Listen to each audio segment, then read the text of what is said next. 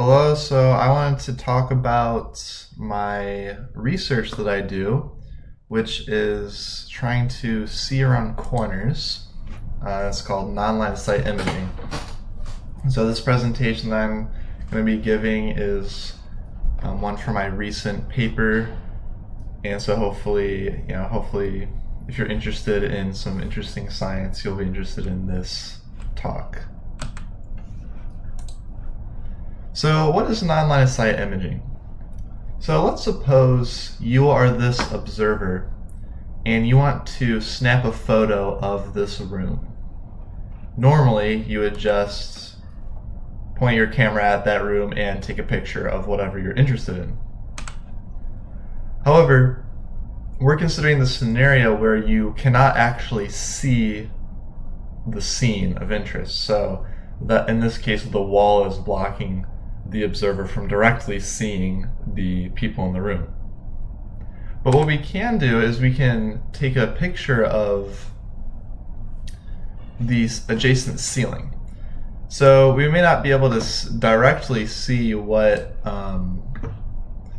in that room, but we can get some information about the room by taking a picture of a nearby surface.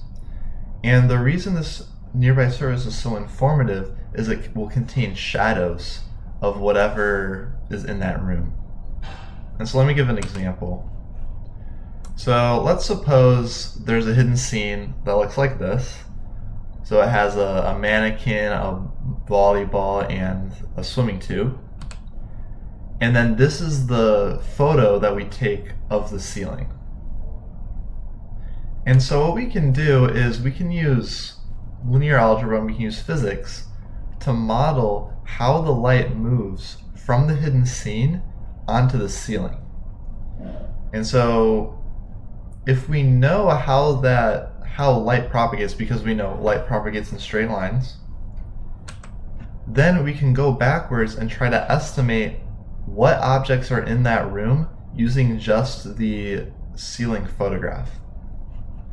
And so the big question that we want to answer with this work is how much information is really present in a single non-line of sight photograph.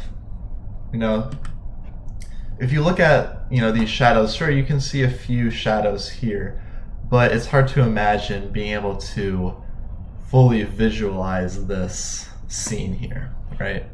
But I'm going to show in this presentation that we are indeed able to reconstruct this scene.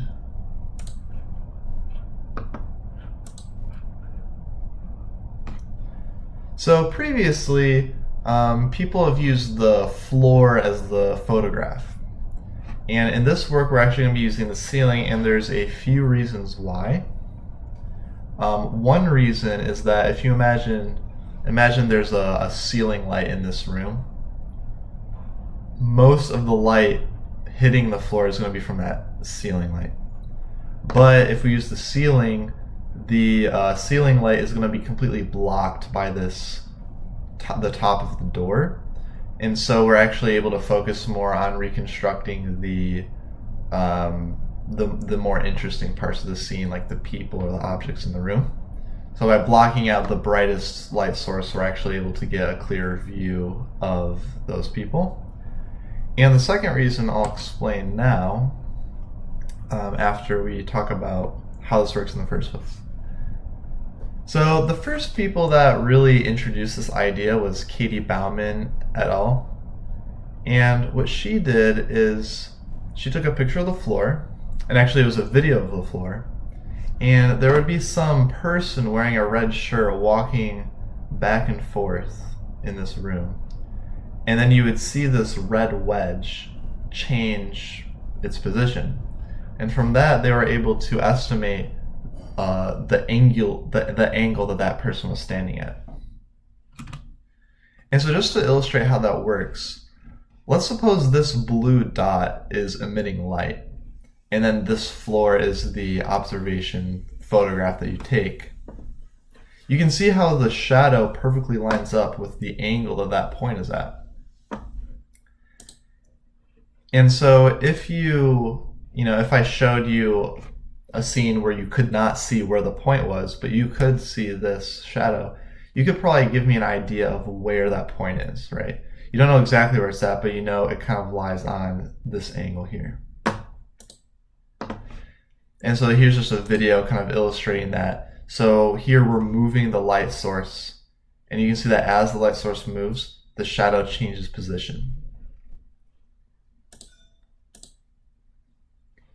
Now the next people, they still use the floor, but they're actually able to get a two-dimensional reconstruction of the scene because they incorporated the radial fall-off, and they're actually able to now get a top view estimation with even determining the color of where these cardboard squares are just by using this photograph. But this is still a step below where we want to be, because you could imagine if, let's say there's a complicated scene here. Just telling you the color at various locations doesn't give you a super great idea of what objects are in that scene. So we want to go further. And so that's where that's our reasoning for using the ceiling, is because in this case we're showing the door upside down because it's easier to show, but you can now see that not only do we have that angle from the horizontal edge, but we also have a secondary line that's also casting a different shadow. And so by using both edges, we're able to gain a bit of a better understanding of where that point is. So let me play this. And so as this point moves in 3D, now we see both of these edges changing. And so this can actually give us a high resolution two-dimensional reconstruction, and then we can employ the radial fall-off estimation to gain an actual 3D estimation of the scene. And so this is going to be very powerful, because now that we can represent the whole scene in 3D, we can actually get a better idea of what is in the scene. And so this is a bit of a more technical slide. So I hope you'll bear with me, but we use something called a Cramér bound. And what that tells us that tells us the amount of information in a certain signal. And so in this case, we are measuring the uncertainty region given various setups. So the middle one shows where there's only one edge, and the rightmost one shows where we have two edges. And so basically, the smaller the uncertainty, the better, the more confidence we have in our estimate. And so we can see, going from no edges to one edge, the uncertainty region goes from being an ellipsoid to an ellipse. And so we basically collapse the uncertainty along one dimension.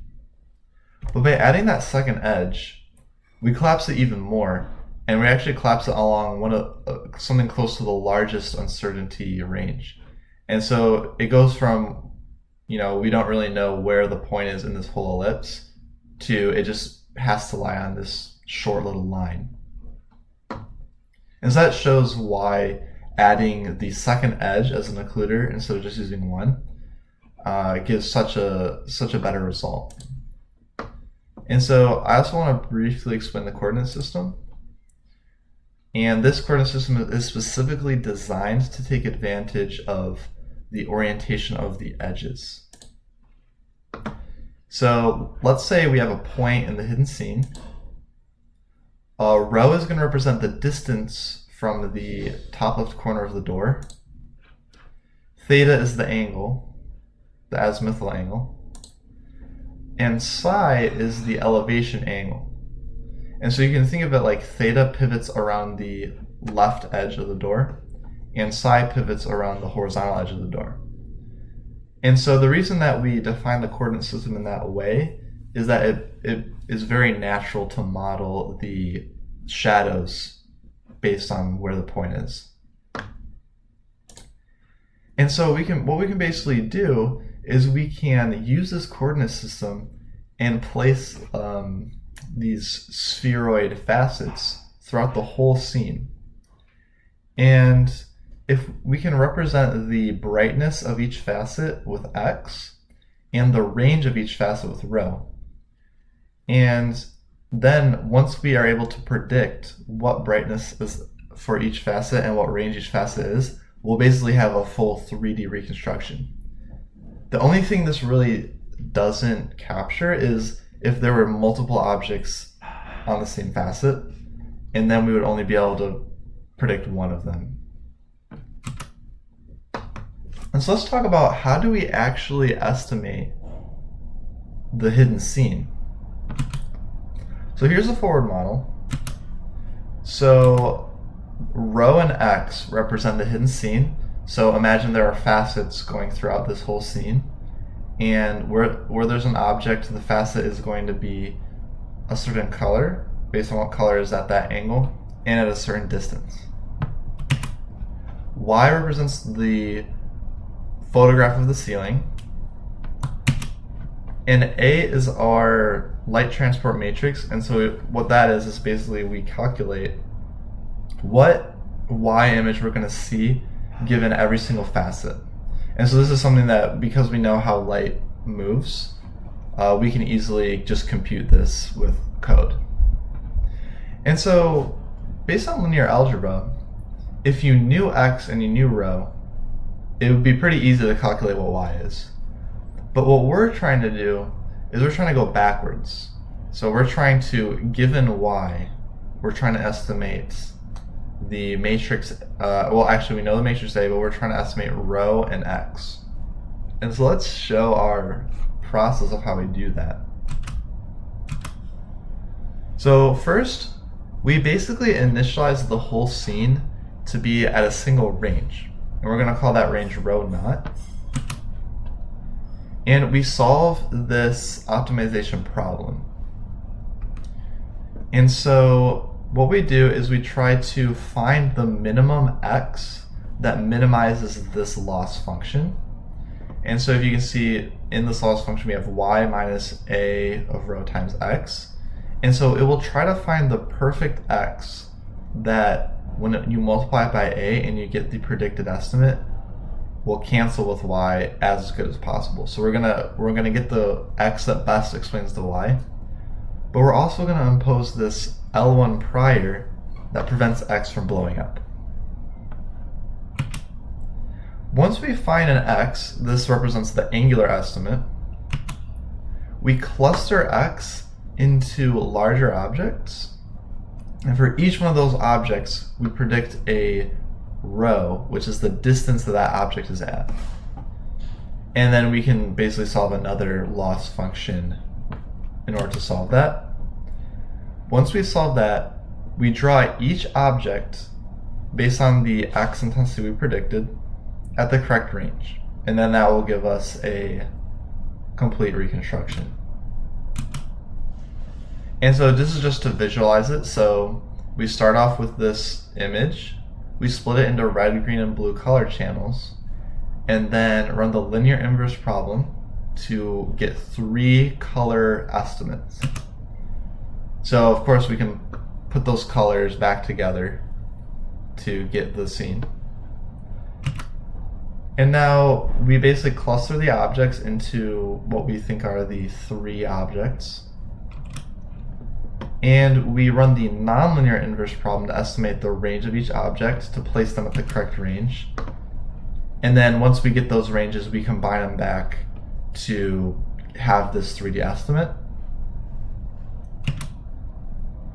And so this uses an L1 prior, as I explained before, but we have an optional TV prior, and the TV prior basically just smooths out the final reconstruction.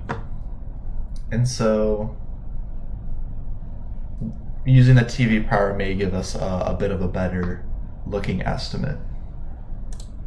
So let's see how this algorithm actually did in practice. So here's our setup. So we have a room and we're trying to estimate the objects in this room. So in this case, it's a bookshelf and a chair. And then up here is the ceiling, and we snap a photograph of that ceiling. And so here is the example with the volleyball and the mannequin and the swimming tube. And so you can see that it's not a perfect reconstruction, but it's given that we're only using a measurement that looks like this, it's extremely accurate. And so here's the example with the chair and the bookshelf. So if you just saw this 3D reconstruction, you might not guess that it's a bookshelf, but you could probably guess that it's a tall object. Here you might not guess that there's a ball in that chair, but you might be able to. And then lastly, because the college that I'm studying at is called USF, we placed a cardboard cutout of U, S, and F of different colors. And quickly imagine what that might look like as a real scene. And then here's the real scene. And so there actually was a mannequin there, and the algorithm tried to reconstruct the mannequin, but it failed. And the reason it failed is because the mannequin is like a bit smaller and it's a bit farther away than the US and the F. And it's a bit harder to reconstruct smaller objects that are far away. And so here are just like the measurements we took that shows the range estimates, and that we got relatively close on the range.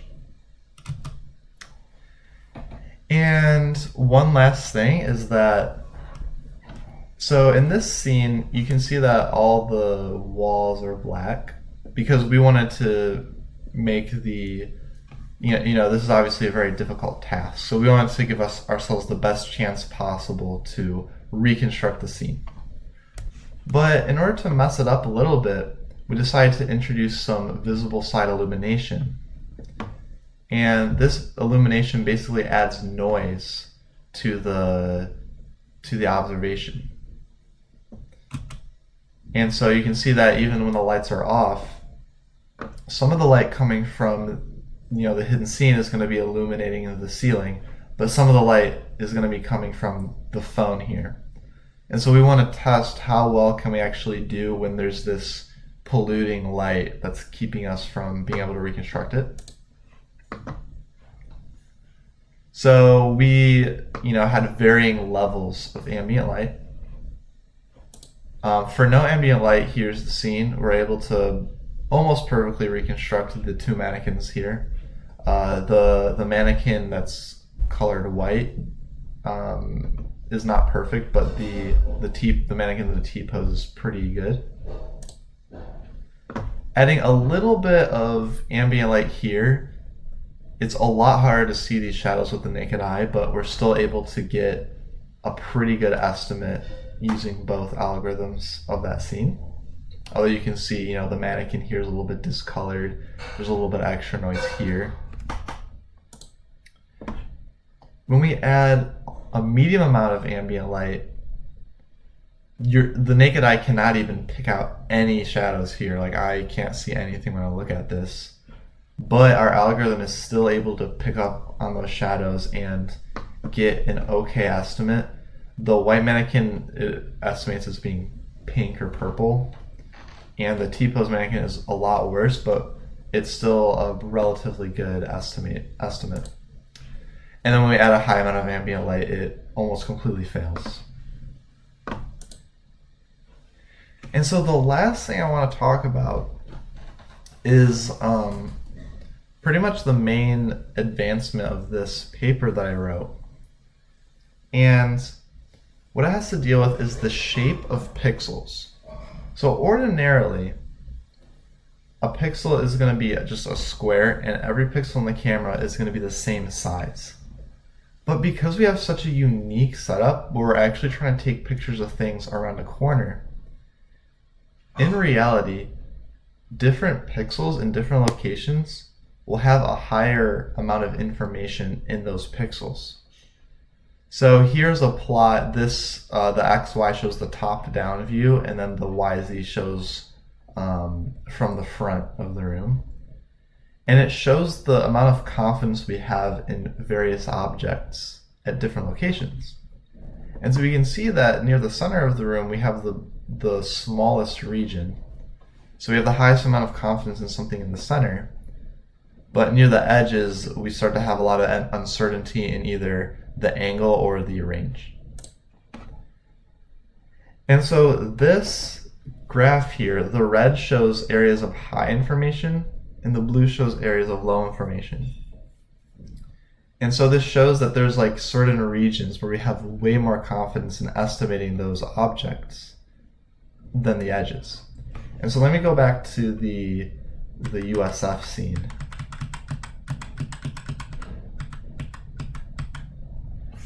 So we can see here that out of all the letters, the S is the best. The F, we weren't able to reconstruct the horizontal spokes, but we were able to get the horizontal or the vertical spoke. And then the U, we don't really make out these horns, and it kind of like leaves out the connector, the connecting part at the bottom of the U. But the S is very well reconstructed. And so what we want to do is we want to try and exploit this idea. And what we can do is we can actually place more pixels in the center, because when we have a higher amount of information, it will allow us to reconstruct things in the center with higher detail. And the way that we do that is putting more pixels there, but then we want to put less pixels on the edges because we can't really reconstruct those well anyway. So the problem will be better conditioned if we reduce the number of pixels in those locations.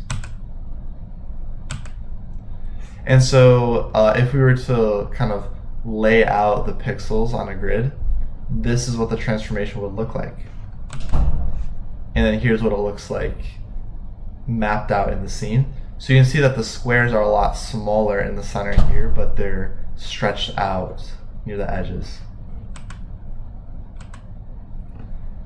And here's just some math showing the conditioning of the matrix when we do this.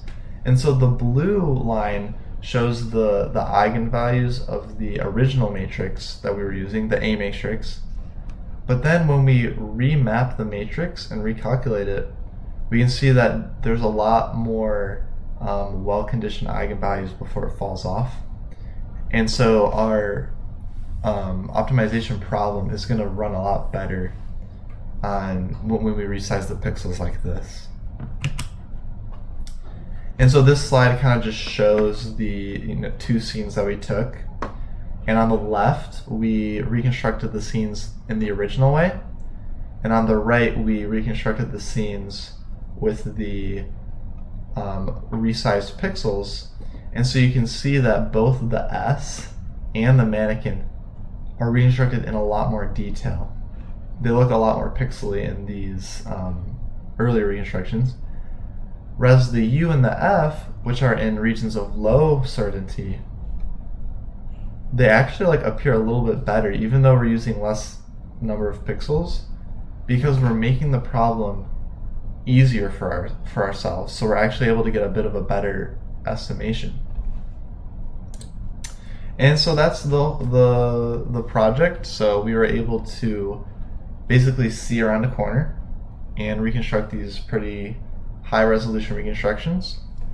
And so yeah, I hope you enjoyed it, and I hope you stay tuned for more non-line of sight talks.